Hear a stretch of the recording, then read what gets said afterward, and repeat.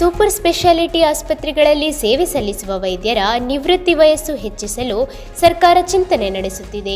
ಹಿರಿಯ ವೈದ್ಯರು ಅನುಭವವನ್ನು ಜತೆಗೆ ನೀಡಲು ಹೆಚ್ಚಿನ ಸೇವಾವಧಿ ಅಗತ್ಯವಿದೆ ಎಂದು ಸಚಿವರಿಗೆ ಮನವಿ ಮಾಡಿದರು. ಈ ಬಗ್ಗೆ ಮುಖ್ಯಮಂತ್ರಿ ಸಿದ್ದರಾಮಯ್ಯ ಅವರೊಂದಿಗೆ ಚರ್ಚಿಸಿ ನಿರ್ಧಾರ ಕೈಗೊಳ್ಳುವುದಾಗಿ ವೈದ್ಯಕೀಯ ಶಿಕ್ಷಣ ಸಚಿವ ಶರಣ್ ಪ್ರಕಾಶ್ ಪಾಟೀಲ್ ಭರವಸೆ ನೀಡಿದರು. ಜಯದೇವ ಆಸ್ಪತ್ರೆಗೆ ರೋಬೋಟಿಕ್ ಶಸ್ತ್ರಚಿಕಿತ್ಸೆ ಮಕ್ಕಳ ಹೃದಯ ಶಸ್ತ್ರಚಿಕಿತ್ಸಾ ವಿಭಾಗಕ್ಕೆ ಹೆಚ್ಚುವರಿ ಆಪರೇಷನ್ ಥಿಯೇಟರ್ ಅನುಮೋದನೆ ನೀಡಲಾಗಿದೆ.